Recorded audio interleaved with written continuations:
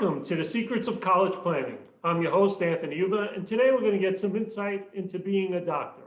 My guest today is Dr. Mark McLaughlin. He is the author of The Cognitive Dominance, a brain surgeon's quest to outthink fear. And here is the book for everyone to see. And welcome to the show. Thanks for having me. I'm delighted to be here.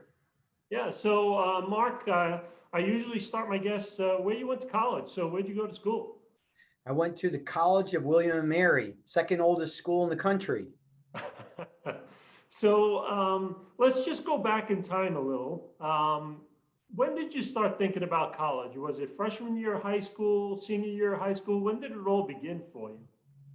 Well, I knew I wanted to be a doctor ever since I was a little kid. So I used to remember the black bag. Yeah. I used to carry my grandfather's black bag on house calls.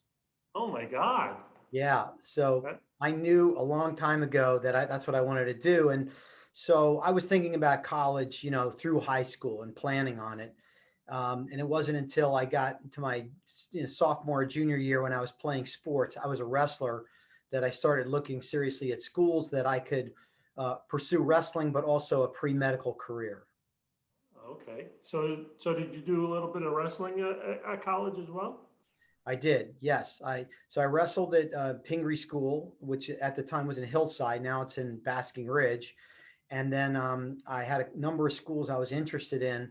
And fortunately, I got into William and Mary and connected with wonderful coaches who really were focused on scholar athletes. And so, yes, we wanted to be the best we could in wrestling, but number one were your studies, and they never let us forget that. Great. So now you're at William and Mary, and how's it like? What did you think of the school? I loved it. I loved William and Mary. It was a little longer spring, a little longer fall. The weather was just a little bit more gentle down there. Every class was taught by a professor, and I really liked that as well. The school, the rooms were open 24/7, so you could walk into any room at any time and study. And it was just the right fit for me. It felt right. The other people on the wrestling team were scholar athletes, so we just had the right chemistry there to study, work hard, and to study hard and to have a good time. So now, how does one go from being at William and Mary to becoming a doctor? And what's the process of becoming a doctor? Sure. There are many pathways. In fact, I actually majored in philosophy. I really believe that, studying the humanities, helping me think and write and speak more clearly would make me a better doctor. And so my wrestling coach said, I don't want you to pick chemistry if that's not your favorite subject. I think you should pick your favorite subject as a major because that's what you're going to do the best in.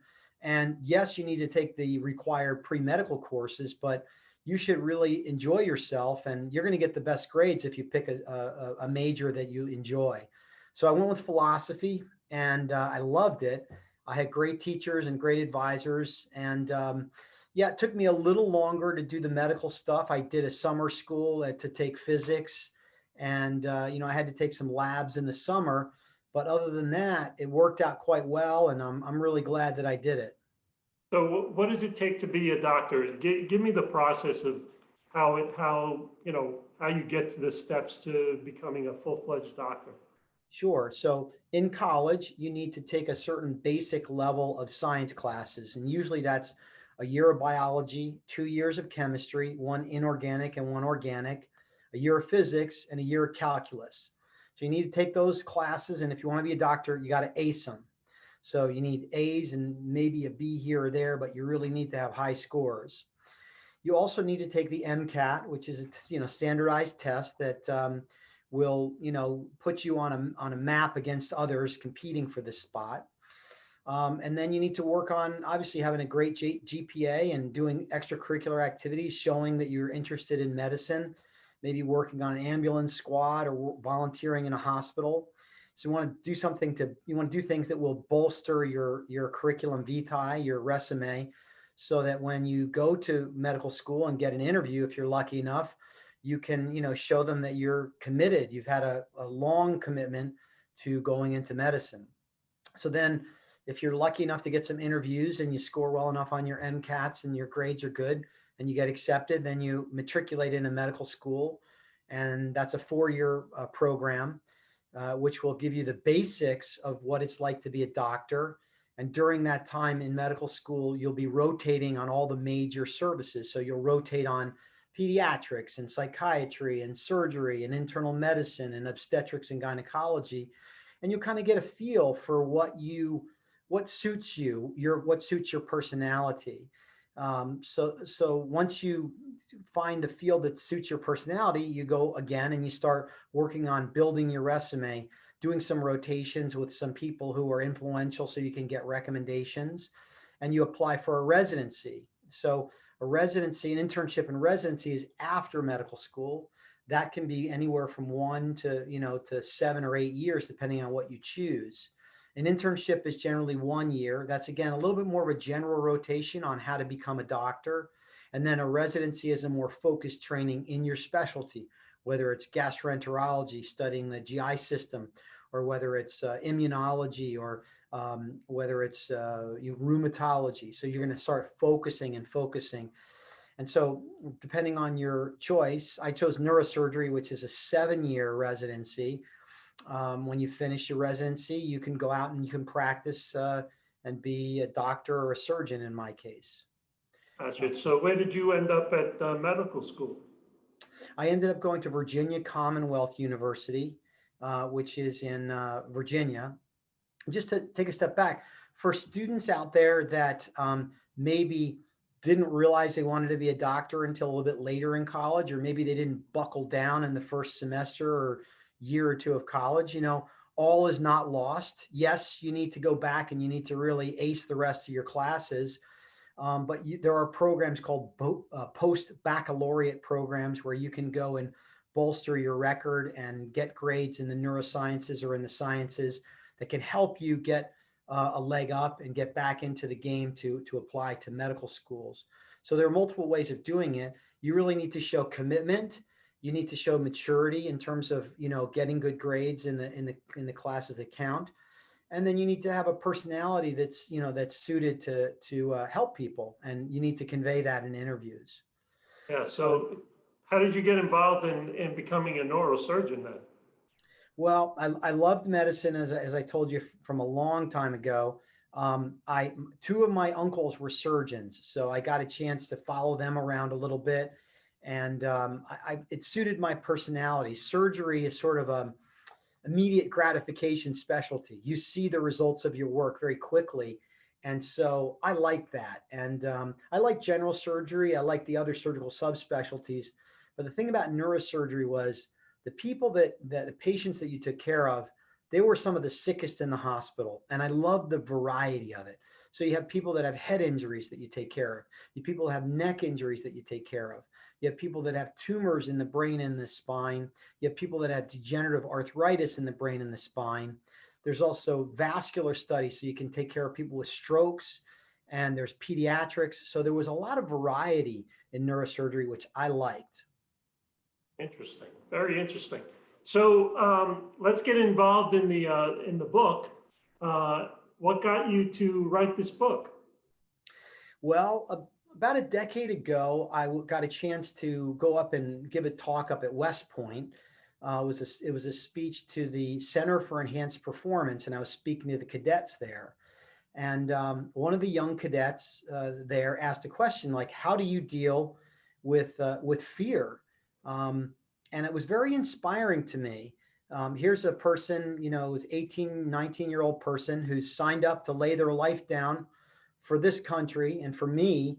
And they wanted to get some tools on how to deal with fear. And what I was lecturing on was performance and how to perform. And so I began focusing my talks more and more about fear and how to deal with it, how to leverage it, because it's a critical ingredient in performance. You don't want to be fearless. You want some amount of fear because that ups your game. It improves your performance. But too much will stifle you. It'll cause you to freeze. So it's a delicate balance. And while talking with those cadets and I began telling stories about neurosurgery, it began a yearly thing. So I go up there every year now and I give them talks about how I experience fear and how I figured out methods to navigate it and to leverage it to my advantage. And those stories are what ended up being in the book. Wow, interesting. And each part of the book, the contents, some of the chapters that you have are really, really interesting. One of the chapters says 50,000 hours. What is that all about? Sure. So one of the thoughts I had about the book is that as a neurosurgeon, you make thousands of life and death decisions. You make life and death decisions every day. Do I operate on this person or are they too far gone? Can I help them? Do I pull this drain out today or do I leave it in for another day and risk maybe an infection? Um, what do I need to do next to fix this person's electrolyte abnormalities? These are life and death decisions. And I calculated throughout my 20-year career that I probably made over 30,000 life and death decisions.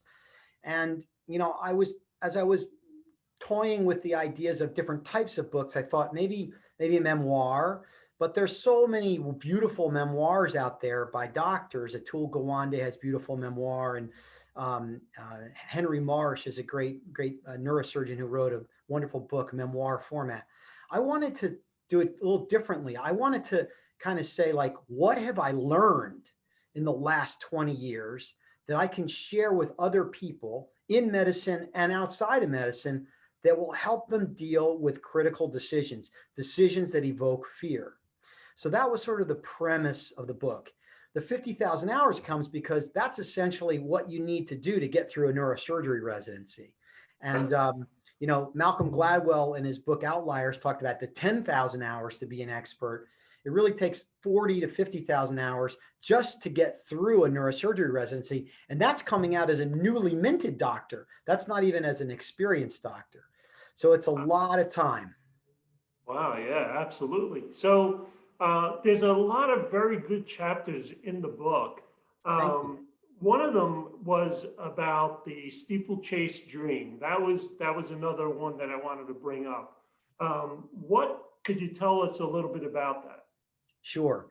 So at the time, I was sort of having a writer's block, and I couldn't reconcile my theory about fear and how it sits in the brain, where it lives in the brain, with some of the stories and the thoughts that I had. And I was working, at the time on it, and amazingly, a dream came to me.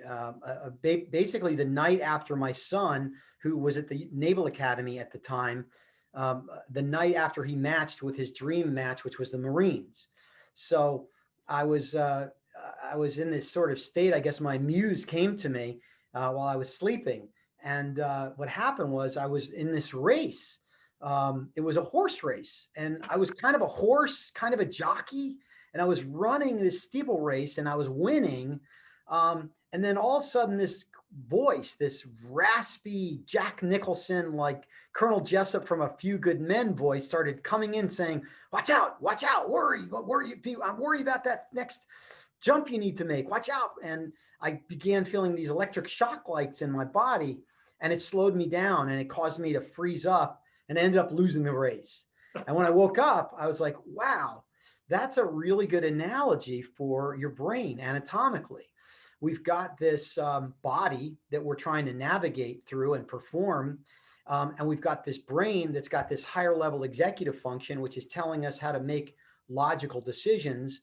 And then there's this Jack Nicholson, Colonel Jessup character in our body that gives us jolts of fear when there's something dangerous out there, when we're worried. It's the sentry on the wall that's protecting us. And that sentry was Colonel Jessup warning me. So you need to be able to pay attention to that warning, but that warning can freeze you up. Yeah, very interesting. Is there many different types of fears, and is that what you work with most of the time? Well, what I talk about with the cadets is that, fear has a number of different shapes to it. It's all fear. Sometimes people call it anxiety. Sometimes people say I'm uncomfortable, I'm uneasy. nervous. Some people, when things get really bad, start feeling terror, or literally they're mortified. So there's a number of different expressions of fear. And what we did was we kind of in the book talked about a gradient of fear, similar to like when you're in the hospital and they say, "What's your pain?" On a scale of 1 to 10, what's your pain? Rate it. You can do that with fear as well. And we started with like, what's the absence of fear? And that's what we call transcendence. That's when we're in this flow concept and nothing we do is wrong. It just works. And then all the way down to the very bottom, which is this intense fear, this mortification. And then there are gradients all along the way. In the middle is something called homeostatic, which means, there's nothing bad, nothing good going on. We're sort of just moving along. But then the second an unexpected event enters into our life, we get fear and we need to deal with it. So the brain 1.0, which we talk about, that Colonel Jessup yelling at us, that's the warning signal. And that's really good when we're in a life and death situation, when we're walking down a street at night and we see somebody's following us and our gut tells us to run. That's really helpful. But it's not really helpful when you're worried about an exam that's coming up. And that's that kind of fear that doesn't help you. And a lot of times when we get that jolt, we try and suppress it. We try and distract it. We try and turn the alarm bell off instead of putting out the fire, which is what we need to do. So what we need to do in those situations, when we have a modern day problem, like an exam that we're nervous about, we need to tackle it in a higher level executive function way. And that's with, listing the things that need to get done before the test and starting to tackle one by one by one by one. And that's really the process that I talk about in the book. So one of the last chapters in the book talks about the PGC rule. Yes. Can you give us a little bit of information on that? Sure. So that comes from my grandfather, Dr. Pitsy, Frank Pitsy, and it comes from my teacher in medical school, Dr. Gersten, and it comes from one of my patients, Rob Conanello. So the PGC rule. And what it is it's a lesson I learned along the way that was a painful lesson. And that is, in medicine, you can hear somebody tell you their symptoms and your mind will almost always jump to a conclusion. It'll jump to a diagnosis. And that's the logical way that we think. We normally are trained to think that way. Okay, fever, sore throat, myalgias, strep throat, boom, you jump to it, right? But the important thing about being a good doctor, and really this applies to other problem-solving techniques as well, is what are 3 other things that I haven't thought of that could also cause fever, sore throat, and myalgias? There's a bunch of other things, right? So what it is a way of training your brain to think laterally, not logically. So, the greatest example of lateral thinking is the King Solomon, when the 2 women bring the baby to King Solomon and say, this is my baby, this is my baby. And King Solomon says, all right, well, we'll just cut the baby in half and you'll each get half of the baby. And the real mother says, no, don't do that. You can have her. That's how you know who the real mother is. He didn't go through like, well, who birthed this mother and where is this child domiciled and what do the parents say? He went laterally. And that sometimes is the best way to solve a problem. Interesting. Do you get involved with a lot of different colleges, or just West Point that you do this at? I've spoken at University of Notre Dame. I've spoken at Johns Hopkins, and I've spoken with a couple of other schools. I just spoke to the Women's Pre-Medical Society at Tulane. And, I really enjoy talking about medicine and also my experiences along the way that have helped me, reflect on things. And, the things that I learned and I talk about in this book, they don't just help me be a doctor. They help me be a person and a coach and a father and a spouse, So I talk about rules in neurosurgery that we have, like never worry about a patient alone. That was something that was taught to me by my good friend and mentor, Gail Rousseau. And Gail's a neurosurgery professor down at George Washington. And, really, that's such a great allegory for life. Like, never worry about anything alone. Share it with people, talk to other people. They may have a better perspective than you. They may have experienced what you've experienced. Similarly in medicine, if I'm up at night thinking about something and I'm worried about it, I'm going to call my partner and I'm going to say, hey, listen, this is what I'm thinking, but I want to give it another thought. I want another head to think about it. Tell me what you think. And invariably, that calms my nerves and it also gives me a better perspective to manage a patient. Well, we're coming to the end of our show, and usually I ask my guests, what advice do you want to give to the parents and the students that are watching the show? What advice would you like to give them? Number one, follow what you believe in your dream. If you really want to be a doctor, you got to fight for it. It's hard. I was going through some old files just yesterday about how all the things I did to apply to medical school and all the strategy and all the hard work. It's very, very hard, but you can do it if you're persistent and you continually work hard. And then secondly, I would say that probably if I could pick the one thing that's helped me along the way more than anything, it's reading. It's not only reading, but it's habituating my reading, getting to read every day a little bit, because a little bit adds up to a lot down the road. And when you're well read, you're more resilient, you're more well-rounded so that you can speak with patients on more topics and you can have a better bedside manner and a closer connection with them. And you're more grounded. You have more legs to stand on and more resources when things go wrong. And things will go wrong in your life, and they'll go wrong in your career too. But if you've been well read, you have a background to fall back on and people to reach out to. So it's that network that's really important. Well, thank you very much for coming on the show. I appreciate it. And don't forget about the book. And again, you've been watching The Secrets of College Planning. I'm your host, Anthony Uva. Until next time.